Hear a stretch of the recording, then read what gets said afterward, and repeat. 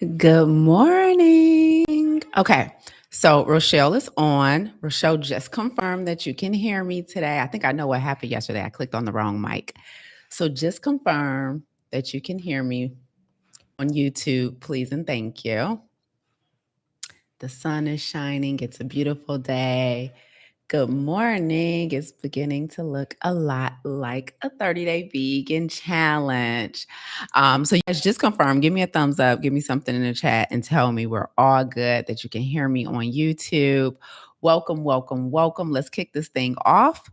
We are talking about what it takes to become plant based. We're doing an entire series in this run up in the final days to the 30-day vegan salt, oil, and sugar free challenge that's kicking off on January 1st. Thank you, Rochelle. Thank you, Jamaica. Thank you, thank you, thank you. So what's up, y'all? Welcome back. Welcome back. We've been live ever since Christmas Day. What's up, Ujo? What's up, Wine God? What's up, y'all? It's beginning to look a lot like a 30-day vegan challenge. Those of you who are doing the challenge, how y'all feeling? Like, we just a couple days away. Like on Wednesday, we're letting go of salt, oil, sugar, meat, eggs, dairy, and seafood. Like, how does that feel? Hey, Stacy. What's up, Kamari? Hey, what's up, y'all? Come on in. Now, how y'all feeling? Like, hey, Linwood, what's up? Stacy said, I'm ready for it. Yep, one God, I got my tea. Y'all know the safe word. If whenever I'm going on a tangent and I've completely lost my breath, y'all know the safe word, right? It's almost challenge time. Indeed, it is. Welcome, welcome. Okay, she said she see it. All right, so let's get into it, y'all. We got to get right to it today. So on this series, this run up to the last few days and this run up to the 30-day vegan challenge, I'm sharing with you guys what I had to overcome to become plant-based, because I want to make sure you guys are fully prepared, like fully prepared to come get this health. And I know for most people, the biggest challenge is mental. We like to say, like, we don't know what to eat. We don't know where to shop. We don't know how to order. We like to say stuff like, my family won't do this. My spouse won't do this. But the truth of the matter is, the biggest hurdle is going to be your mindset. And so I want to make sure I'm setting you guys up for success by telling you guys what you need to believe, teaching you what to think. Okay. So what did we do on day one? On Christmas Day, I came on and taught you guys that in order to become plant-based, I had to overcome food intimidation. And so any discomfort around trying new things, any discomfort around unfamiliar circumstances, got to overcome that in this plant-based world. There's so much of the plant kingdom that we never explore. We think there's nothing to eat because we eat the same things over and over again. So first things first was food intimidation. And then yesterday, I told you guys that the thing I had to overcome to become plant-based was people pleasing. We talked about people pleasing yesterday, where we break our own boundaries to make other people happy. Today, I want to share with you guys that the thing I had to overcome to become plant-based was disobedience. Disobedience. Somebody put in the chat, no takers. I had to overcome disobedience in order to successfully live a whole food plant-based lifestyle. And let me explain to you guys what I mean. Stacy said I did regular shopping yesterday and how my list has changed. My normal shopping is fruits and vegetables. This time I got dates and oats. Come on, try something new. Y'all better try something new. I love it. Okay, so you have to overcome disobedience. Let me tell you what I mean. So, I had a significant plant-based journey, meaning that, I personally, people always ask, like, why did you go plant-based? And most people always assume that it's health reasons, right? Like, why would you give up chicken and cheese? Like, why would you give up salmon? Like, why would you give up butter? Like, there had to be something wrong with you. Like, what was you diagnosed with, right? But the truth of the matter is, I had zero health issues when I went plant-based. I went plant-based for professional reasons. And I was studying nutrition because I was working as a personal trainer and I wanted to understand nutrition science better, discovered a plant-based diet. and learned that it was the only diet that can prevent and reverse the number one cause of death in the US, which is heart disease. And I was intrigued. So I went down the rabbit hole, started getting certified in plant-based nutrition and started just studying nutrition science more. And so I went plant-based just to optimize my health, but I was not in an unhealthy place. I lost my weight before I became vegan. And so I was at a healthy weight. I was on zero medications. I had zero diagnoses. So I voluntarily took meat, eggs, dairy, and seafood out of my diet just to test the science that I had been studying. Okay. But here's what happened, guys. When I became a whole food plant-based vegan, I did not understand that sometimes even things that are vegan can be unhealthy for you. Did you guys know that? I'm sure you guys do, especially y'all who've been rocking with me for years now. But even certain things that are vegan are technically unhealthy.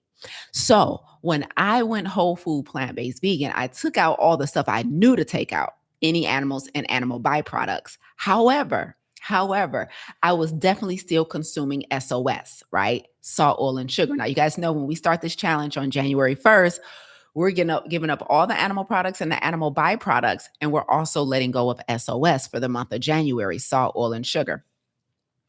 So I was still eating SOS when I went vegan. And let me tell you why this is important. It wasn't until years into being plant-based that I actually gave up sugar. Why is this important? Again, I didn't give up sugar because I had any health challenges. I didn't give up sugar because I was overweight. I didn't give up sugar because I was on any medications. I didn't have, as far as I knew, any like inflammatory condition. I gave up sugar for my assignment. I gave up sugar in the name of obedience. Why is this important? I'm a speaker. I'm a teacher. I'm a coach. Y'all on here with me every week, right? We live every Monday. Right now, we're doing a 7-day live series, right?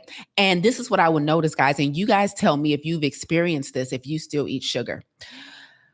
I would experience lapses in my memory. I would experience lapses in my concentration. I would experience chronic fatigue. Like, I'd be like, man, I went to bed at a decent time. I slept for what I thought was a decent amount of hours. Why do I feel tired? I would also have like this sporadic back pain, like a little inflammation in my back. Has anybody ever experienced any of that from eating sugar or maybe you're experiencing it now? Like you're like, I'm memory loss, but I thought it was just me getting older, or I thought it was just because I was tired or anything like that, right? Neuropathy or chronic inflammation, and you don't know, why is my back hurting? Why is this hurting? Where's these aches and pains coming from? Right? Stacy said, yes, my experience. Yes. Hardy James on Instagram said, yes. Okay. So that was me. But the biggest thing, the thing that bothered me the absolute most was my mind not being clear. I didn't have mental clear. Like, I create a lot for a living. Like I create curriculums, I create podcasts, I create talks. When I get booked to speak, I got to create the talks. I'm doing a workshop today. Today, I'm doing a 2-day chronic stress workshop. Had to create the curriculum for that and just make sure that it does what it's supposed to do.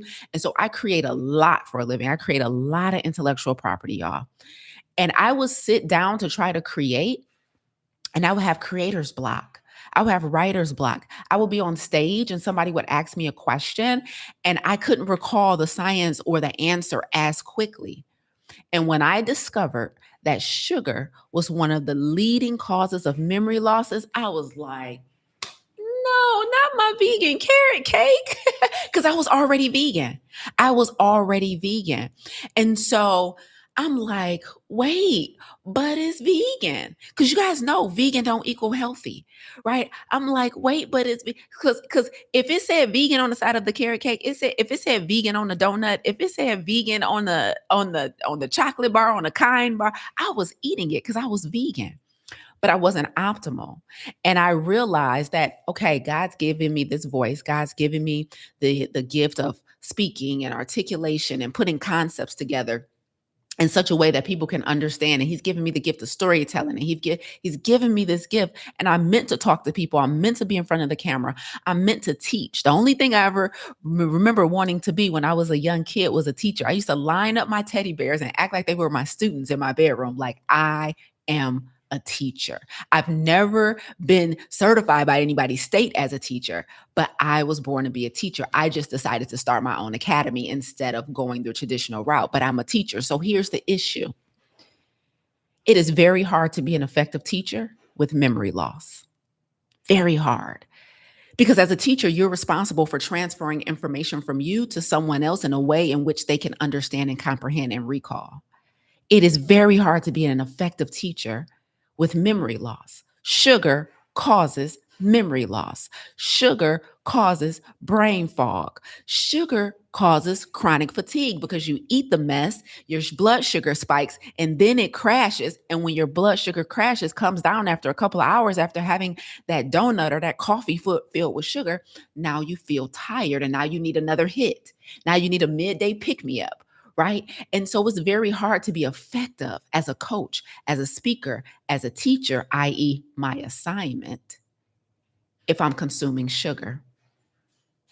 The third thing that I had to overcome to become plant-based was disobedience. I had to make a decision.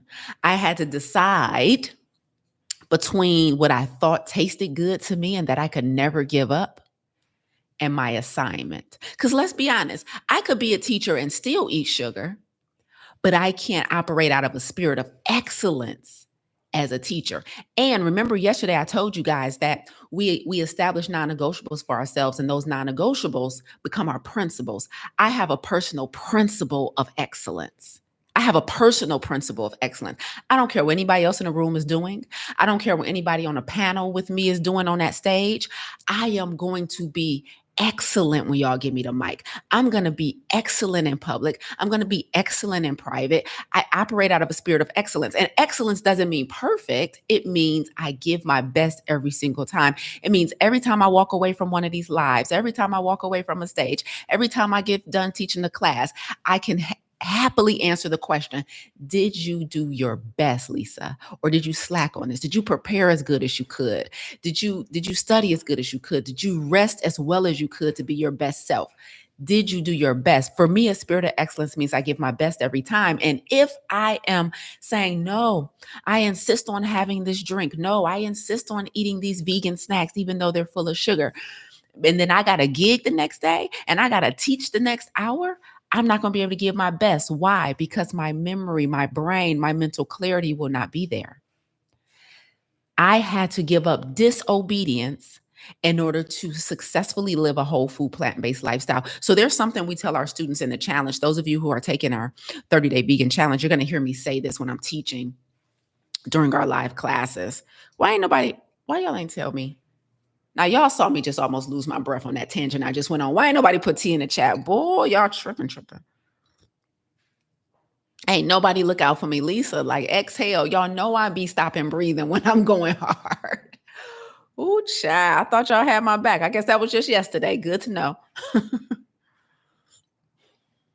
Okay, one guy said I was about to. Almost don't count. Y'all know that. Almost don't count. Okay, so here's what I tell my students, and you guys are going to hear me say this when I teach, okay? And this is very important, and this is two-folded. So this is going to be your takeaway for today, okay? One of the biggest challenges a lot of people have when they go plant-based and when they are trying to like come over to a healthy lifestyle, one of the biggest challenges they have is they say, Lisa, I was doing so good when I was in your program. I was doing so good during the 30-day challenge, right?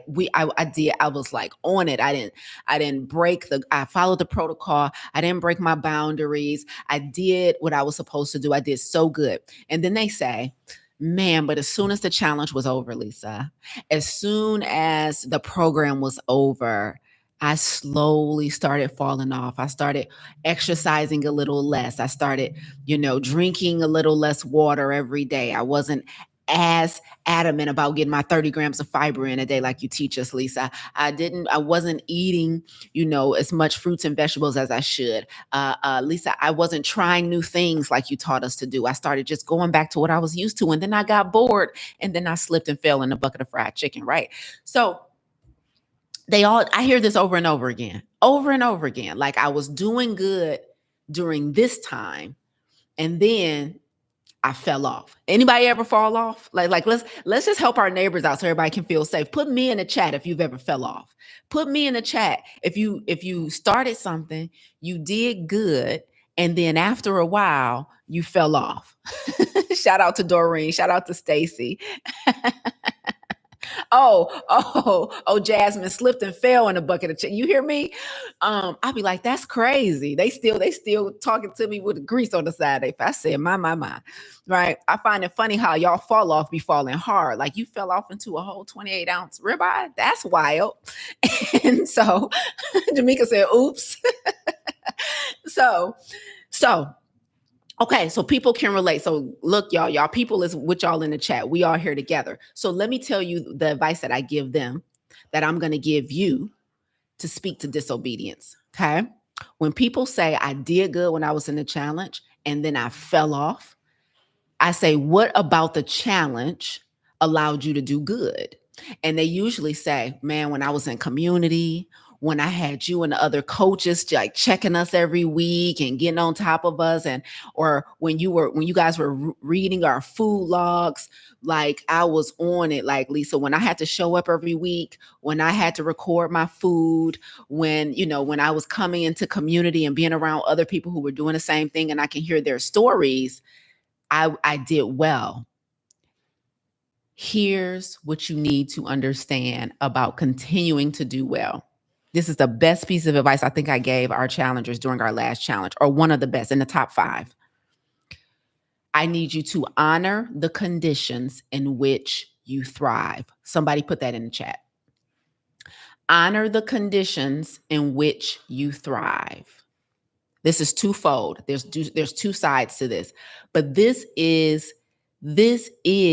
the advice that you have to uphold in order for you to be successful. People say, I was good when I was in community. I'm good when I'm in a program, Lisa. I'm good when I got a coach.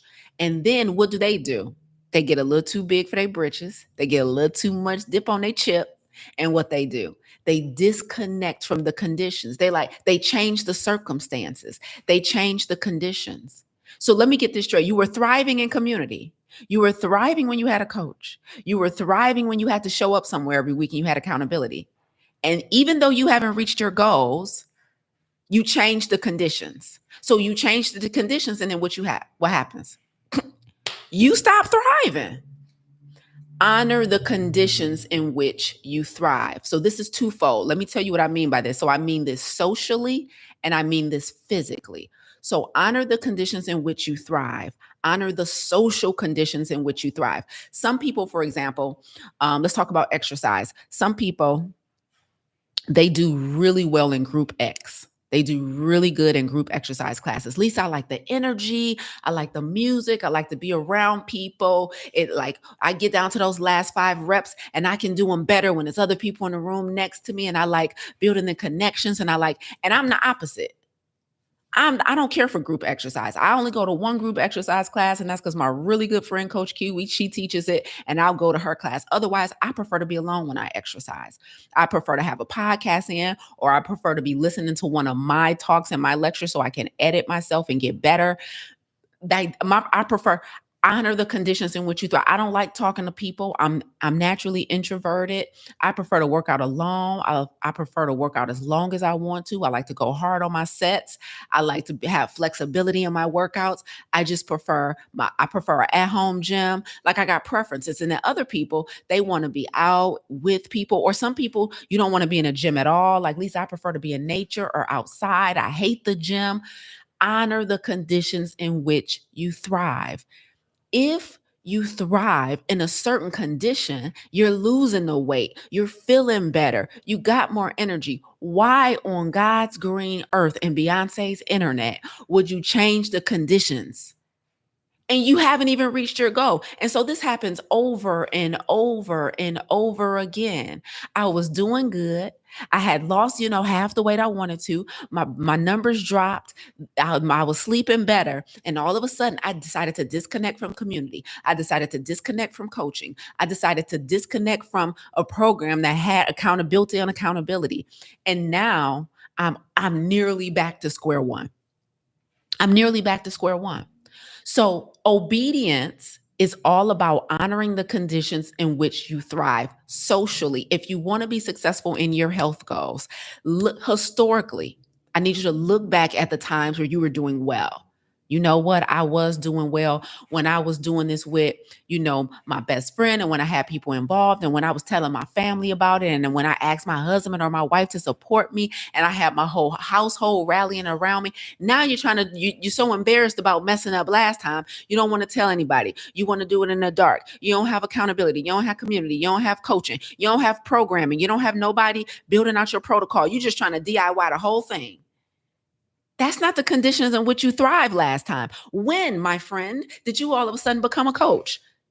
I'm looking at all the degrees on your background on Zoom, and that say accounting, tax, trust, insurance. That don't say nothing about health, nutrition. You don't even know what you're doing. You're not even qualified to coach yourself, but you and your feelings so much. Oh, one guy said sip, sip. Okay, sorry. When my hands do this, that means pull the plug on me. Thank you, wine guy. Okay. Ooh. Okay, I do got to teach a work a 90-minute workshop after this. Let me thank y'all. You not even qualified to coach yourself. You thrived when you had a coach. You changed the conditions and now you're not thriving. It's not even rocket science why you fail, and why you not winning. There was conditions. You changed them. And so therefore so did your results. So obedience is, I had to overcome disobedience. I said, I got it now. I thrive on a stage when I eat clean. I thrive in my workshops, in my talks, in my lectures when my mind is super clear. I thrive when I'm plant-based. I thrive when I have plants for breakfast.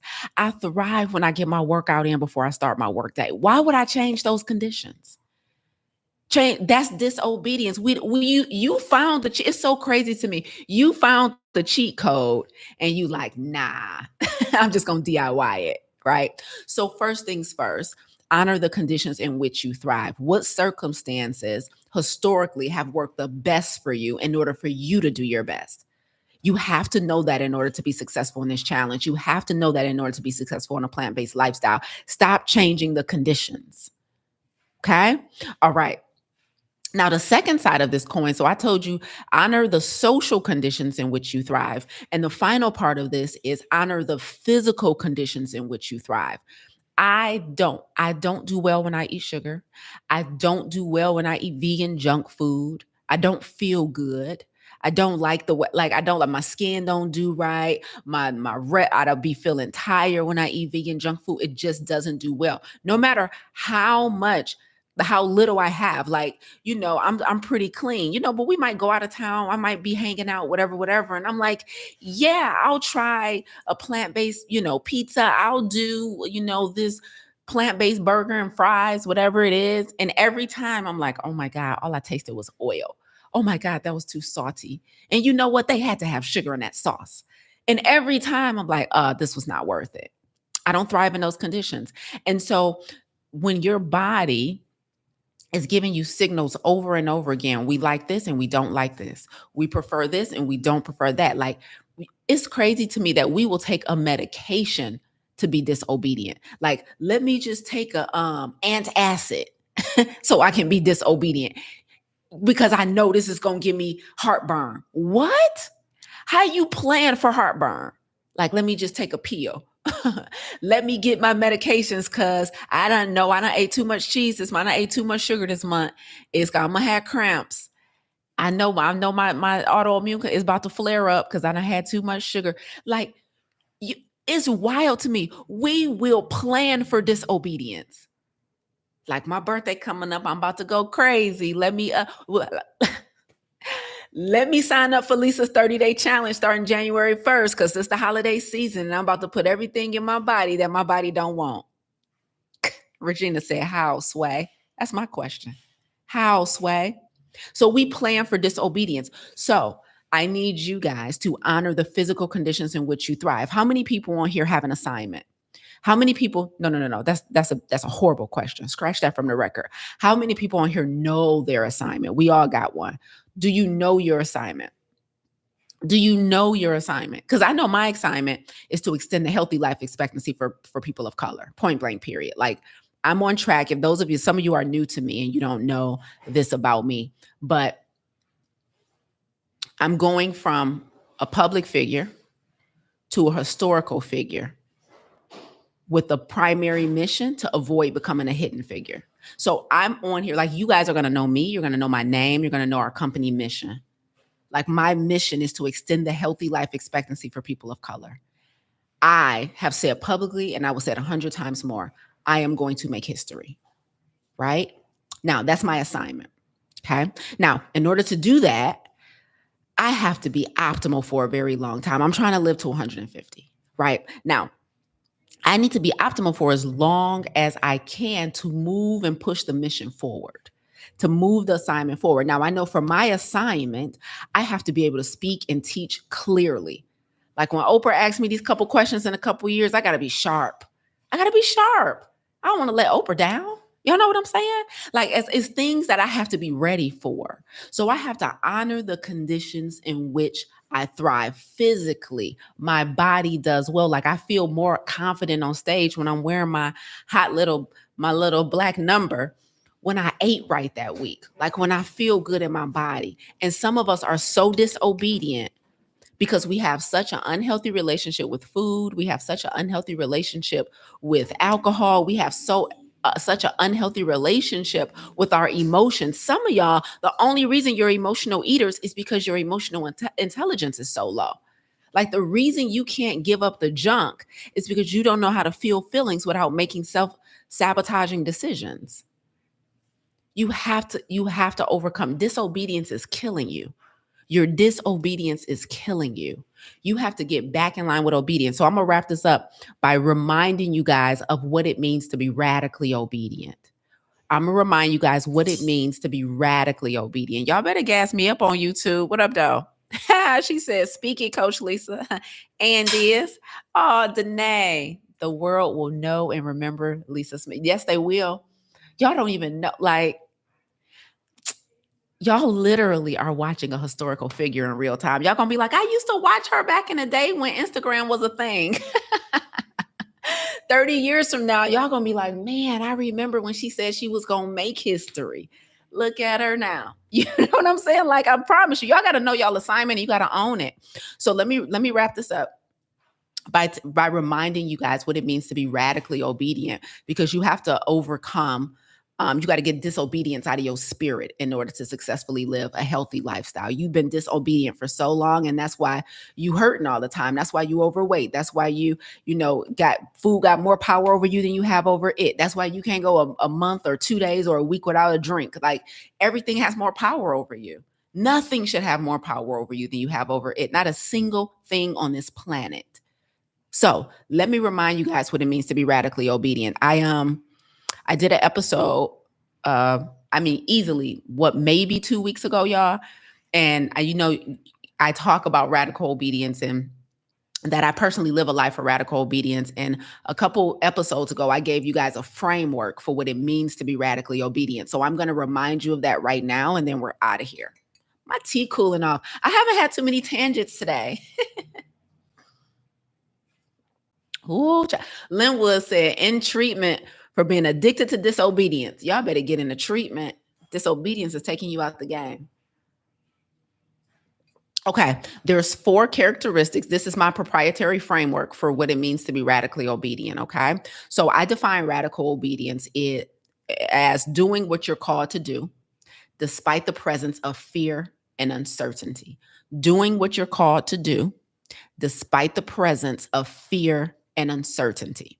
Now, let me break this down even more so there is no confusion about what it means to be radically obedient. Because some of you guys, you're not completely disobedient. You're just partial, like you're just not radically obedient, but you're doing some of the stuff you're supposed to do. But your issue is you're not radically obedient. So what do I mean when I say radical? There's 4 characteristics that makes my obedience radical. Number 1, it is complete, not partial.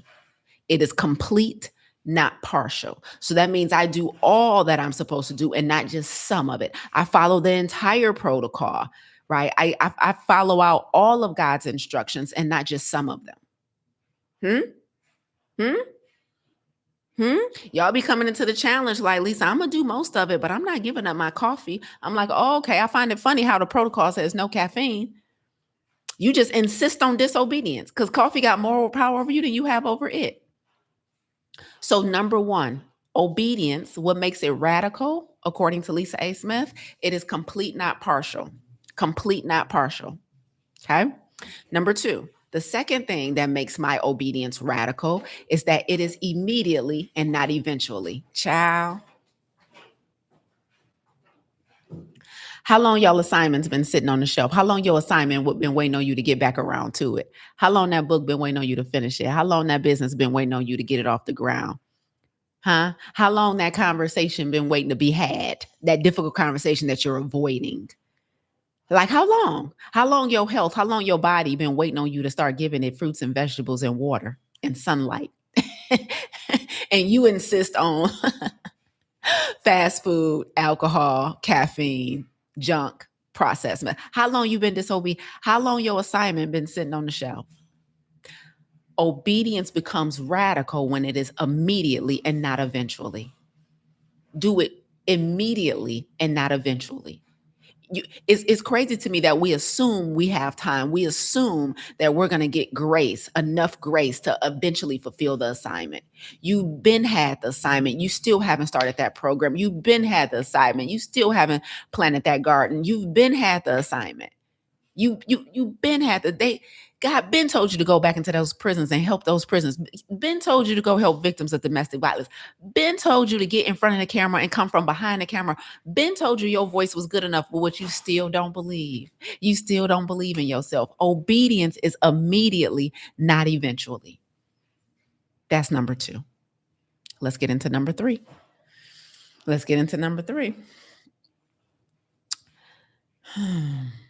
Obedience becomes radical when it's done with joy and not resistance. Let's talk about your attitude on how you show up. Let's talk about your attitude on how you show up. It is extremely important that when you're doing what you were told to do, when you are fulfilling your assignment, that you do it happily and not with reluctance. Like there's some decisions that I have to make in business sometimes that are not enjoyable. They are not enjoyable. But I have to do it. I have to do it happily. I have to do it gratefully. I have to show up with joy and not resistance. Obedience becomes radical when you do it with a good you need to be a joyful giver because obedience is all about being in service to others, right? Obedience is all about giving. It's all about making somebody's life and circumstance better. They should leave you better than what they came, right? And I should do that with grace. I should do that with joy. I should do not those people that show up like I'm gonna do it, but I'm gonna have an attitude about it. I'm gonna do it, but I'm gonna remind you of why I don't want to. Somebody asked me for a favor recently, and I couldn't complain. Like I knew I was gonna say yes, but it wasn't just a yes. Like they should just be happy I'm saying yes. No, I'm not gonna make them feel bad about having to ask. Like I'm gonna be obedient. God told me in my spirit right away, say yes, do it. And now when you do it, don't throw it in their face. Don't be rude about it. Don't bring it back up. Don't make them feel small. They are already embarrassed by having to ask. You do it with you be a joyful giver. Obedience is done with joy. Okay. And the last one, because y'all need to have a blueprint for obedience so you will know very clearly when you disobedient. Am I right? So when you go back to partial obedience, you disobedience. When you go back to eventually in your own time, you disobedient. When you go back to doing things with the wrong attitude and not being a joyful and happy giver, happy to serve, you back to being disobedient. I need y'all to have this blueprint. So it's no question. I want extreme clarity on what it means to be obedient because your lack of obedience is what's keeping you unwell, overweight, and medicated. Okay, let's get into the final one. Finally, the fourth characteristic that makes obedience radical is that it's done with innocence and not expectations. How many of you guys, you like, okay, God, you told me to tell my story, God. You told me to start a podcast. You told me to write a book. You told me to, And then you do the thing. You told me to start a business. You told me to start coaching people because people don't know nothing about financial literacy. God, I want to help people learn about financial literacy. They don't know about how to run a business. I want to teach people how I had success in a business. But then you do it and you like, after 2.5 weeks, why am I not a multimillionaire? After 2.5 months, why am I not a celebrity? Why do I still have to tell people what I sell? You have all of these expectations. Radical obedience is done with innocence and not expectations. You do it because you were told to do it, not because you have your eyes wide open looking for something in return. We're in service to people from a genuine place because we really want to give and serve. So I show up here every Monday. I'm not like, God, why my audience not bigger? I've been doing this for years. Why I don't have 1,000 people watching? I don't have those expectations. He said, here's the divine download. Here's the message I want you to come on and tell them when you hit go live today. Tell them what I told you to tell them. I'm not supposed to be on here looking like why I'm not getting more hearts, why I'm not getting more likes, why I don't have a bigger audience, why ain't nobody buying after I make my offer, why not? And then what I do, abandon the whole assignment for 6 months because my expectations dictated my performance. No, no, no, no. My assignment dictates my performance, not my expectations. So obedience is done with innocence and not expectation. Innocence means I didn't even know this could happen. I look up and I'm like, oh, snap. I didn't know I could make money off of this. I just wanted to serve. I didn't know I just wanted to serve. Obedience is done with innocence and not expectations. You do it with your eyes wide shut, not your eyes wide open. You're not sitting waiting like, God, you told me to do this. When you going to give me an ROI? When you going to give me a return on my investment? No, no, no. You just keep investing. Do what you're told. My assignment dictates my spirit of excellence, not whether or not I'm doing a speaking against. Somebody reached out to me a couple of weeks ago, and she's like, hey, Lisa, are you available to come speak at my event in a couple of months in March, right? And I have an event right before hers at the end of February, which is that one is online. And then I have an event right after hers in North Carolina. And I was like, well, in her event, I was like, I'm gonna have to fly into your event. And I'm like, what's your budget? Right. And she's like, I don't have a budget. She like, right. She hit me with that. And I was like, you know what? I got you. Right. I got you. I like the mission. I like what you got going on. I want to support you. It's your first live event. She's like, I've been watching your content. I would really love if you could, whatever. When I tell you, I can guarantee you, nobody in that room is going to know that I wasn't paid to be there. I don't do things based on what I'm getting in return. I do it based off my principle of excellence. I do it because I have a voice and I know those people in the room need to hear what I have to say. They won't know the difference between that gig and the one that I'm doing a couple days before for Intel. A couple days before I speak for her on March 2nd, on February 27th, I'm booked to speak for Intel, the software company, the billion-dollar company. You will not see a difference in my performance because excellence doesn't have conditions. Obedience doesn't have conditions. I serve with joy and innocence and not expectations. Right. And so I hope that framework helped you guys to put in perspective whether or not you are being disobedient. Is it complete, not partial? Is it immediately, not eventually? Is it done with joy and not resistance? Is it done with innocence and not expectations? If you're not checking all 4 of those boxes, you still have an issue with disobedience. Get in line before we start this challenge because it's going to be extremely difficult for you. Like, don't wait to the second week in a challenge to be like, okay, Lisa, I'll finally give up sugar. No, that was not the assignment.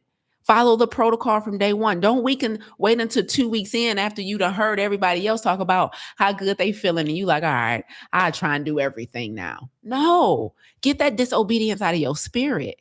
If we gonna come get this health. We got stuff to do. 2025 is looking up. Y'all got it?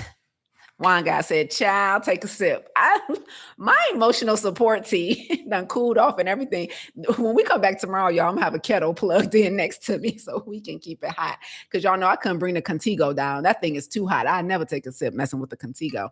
Anyway, reminder, guys, we got to find a sponsor.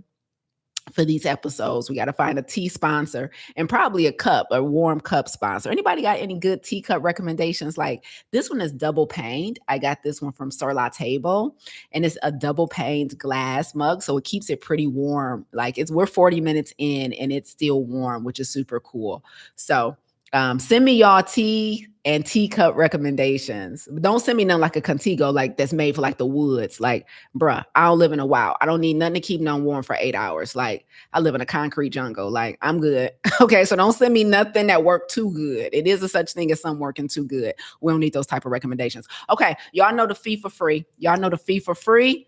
Let's get it. What was your major takeaway today? Before we hop off, y'all know that's my fee for free. What was your major takeaway? Tambersa said, what's the grocery list for the challenge? What do you mean? What's the grocery list? For the 30-day vegan challenge, we give all of our challengers, Tambersa, a plant-based SOS free recipe book, an entire digital recipe book. So I don't know what you mean by grocery list, but they can shop. Okay, cool. So they can shop off of that recipe book. So if you're registered for the challenge, we email you the recipe, the digital recipe book for the challenge. So make sure you're registered if you want to get that. LisaAngelsmith.com/challenge, or just DM me here on Instagram. Just type the word challenge, send me a direct message, type the word challenge, and I'll send you the registration link. Make sure you get the recipe book for the challenge. Okay, so what was your takeaway? Real quick before I hop off, y'all. Y'all know that's my fee for free. Jacqueline said, follow the protocol. Lady J said, get the disobedience out of the way now. Absolutely. Absolutely. Monique said, I can't be effective with consuming sugar. So good.